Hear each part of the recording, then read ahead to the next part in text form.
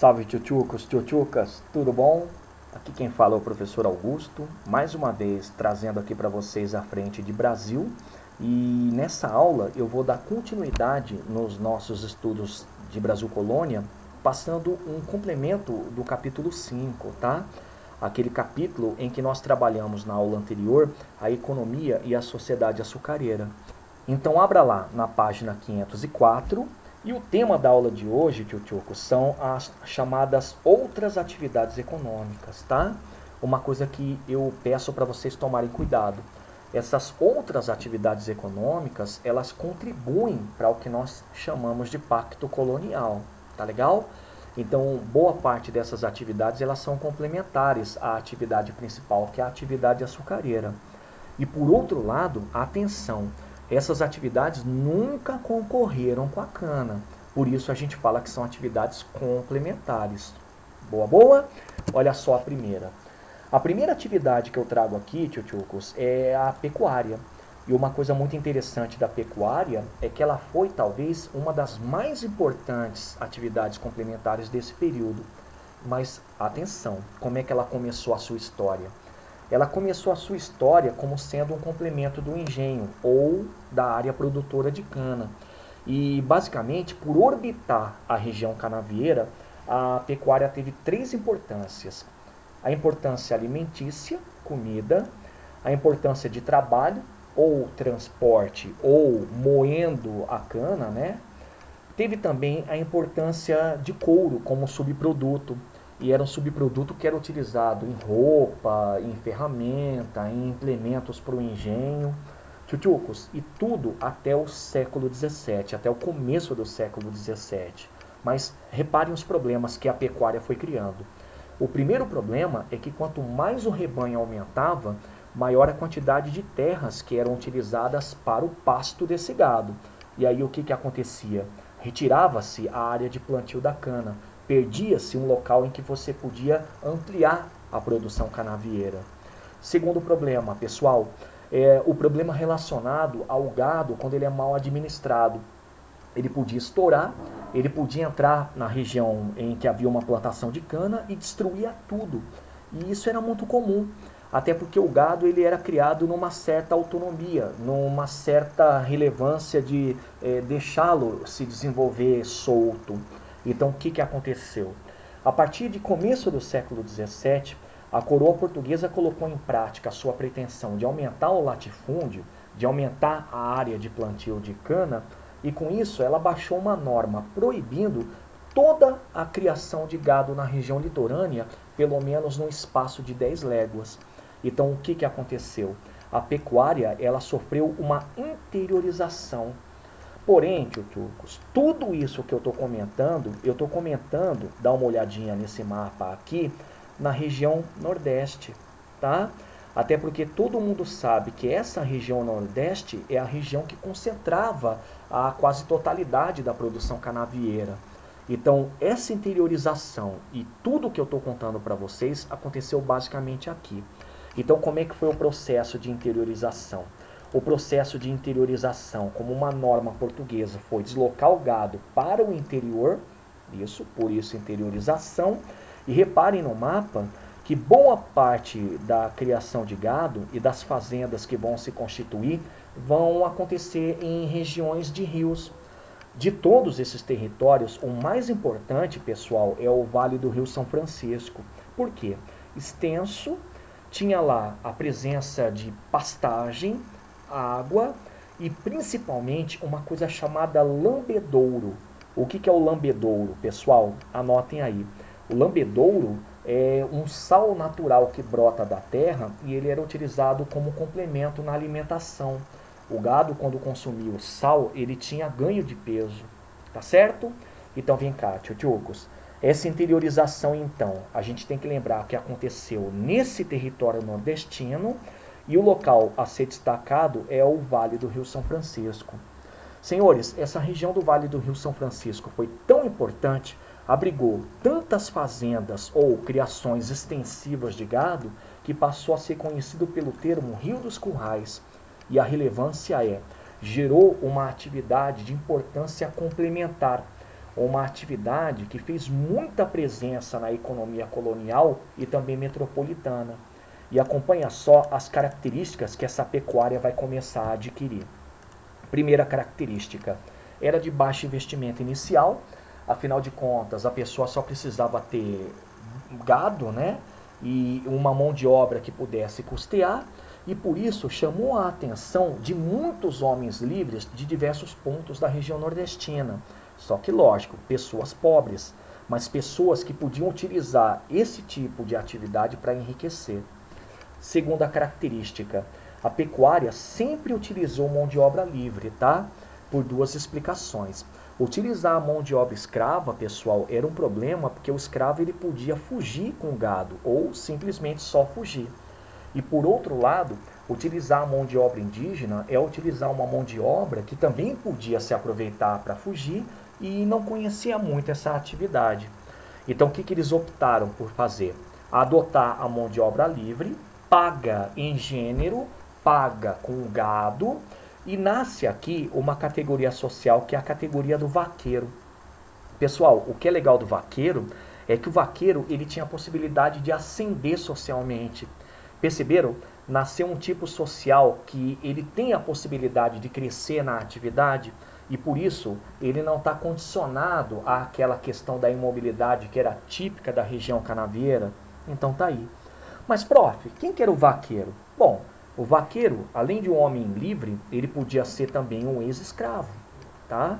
Mas sempre aquele que se sujeitava a uma remuneração, tá legal?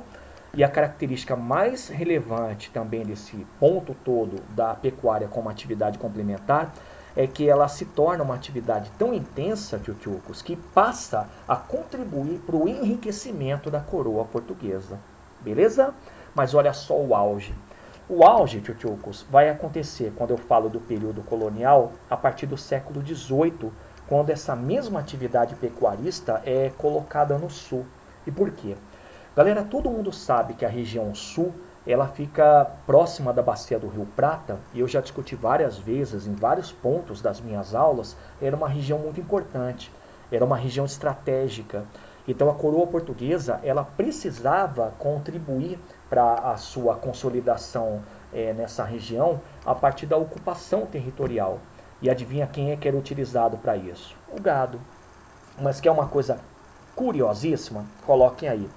Pessoal, grande parte daqueles que vão cuidar do gado nessa região, eles eram chamados reinóis.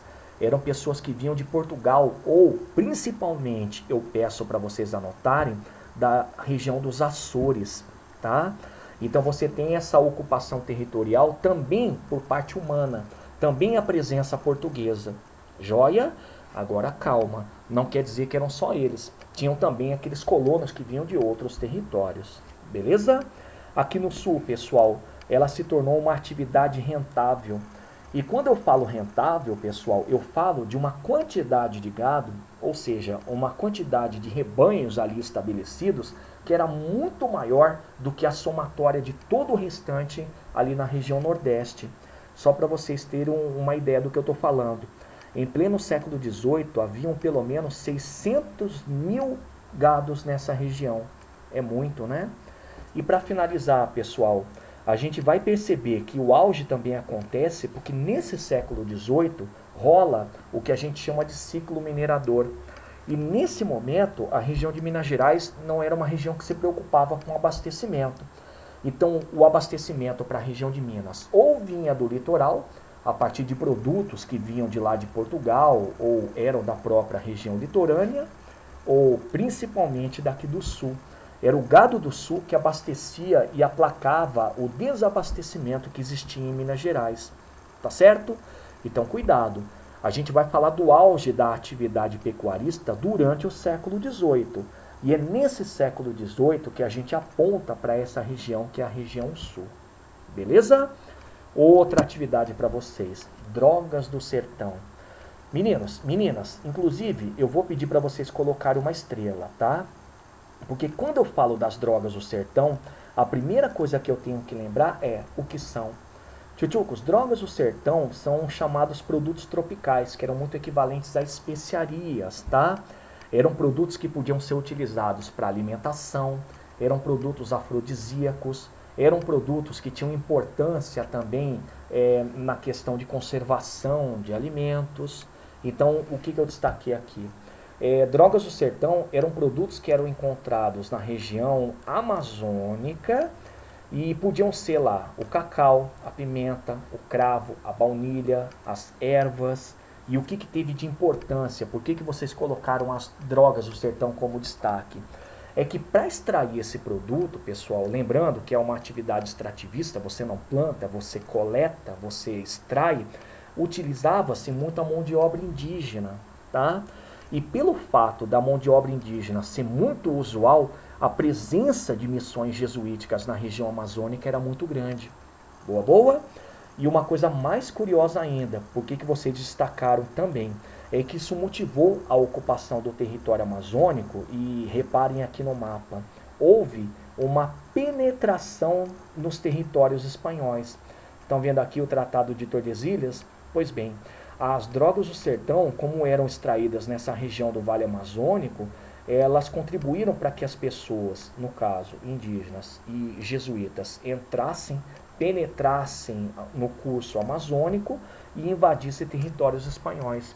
O lado negativo, os espanhóis vão entender isso como um incidente diplomático, mas o lado positivo é que aqui vocês percebem claramente a dilatação do território português. Tá legal? Agora, prof, eram só os indígenas que faziam a extração das drogas do sertão? Não. Havia também a presença de forasteiros. O detalhe, tchutchucos, é que os forasteiros não conheciam a região, então muitos morriam. É por isso que a gente fala que, por parte dos forasteiros, a droga do sertão, ou as drogas do sertão, era uma atividade que envolvia o sangue e a alma, tá? Era uma atividade super perigosa. Beleza? Pessoal, uma coisa bacana nessa ocupação amazônica é que a coroa portuguesa, com o tempo, vai criando fortes ao longo do curso do rio Amazonas, e isso acaba consolidando a dominação territorial nessa região. Tá legal?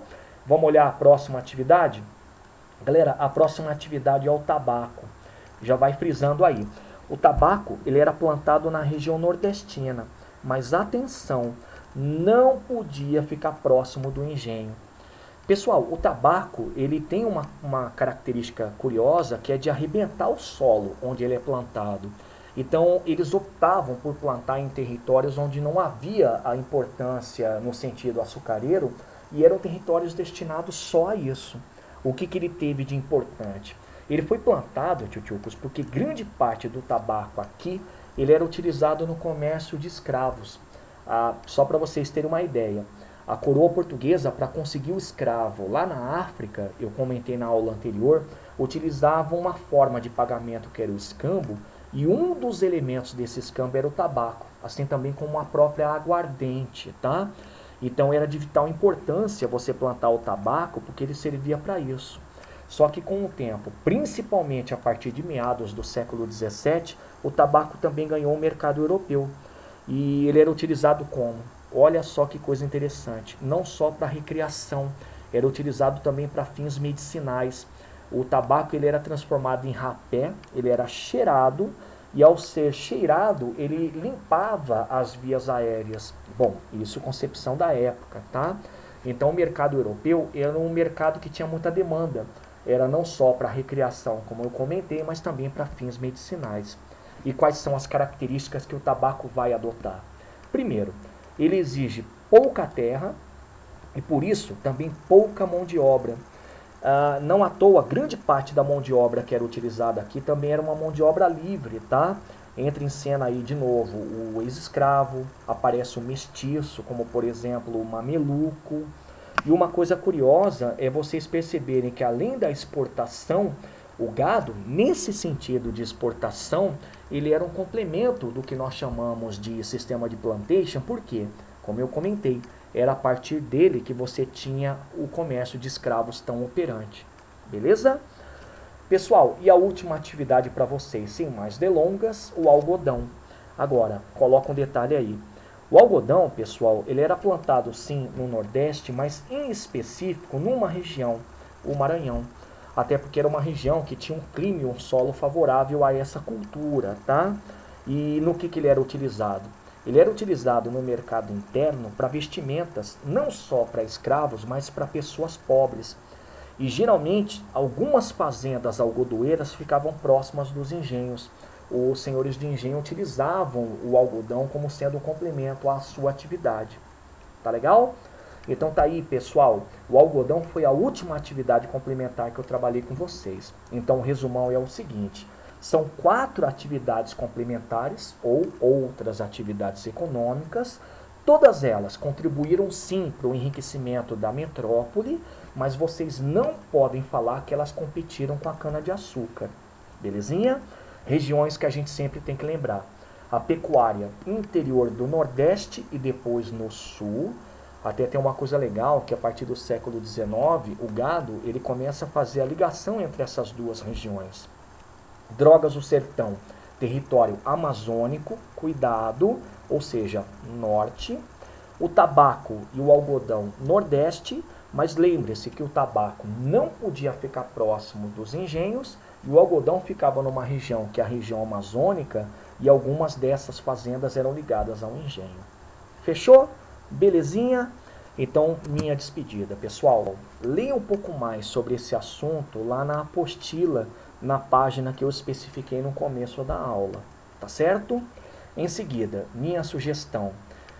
Exercício número 4 da parte de complementares na página 519 e exercícios 4 e 7 de habilidades nas páginas 518 e 519.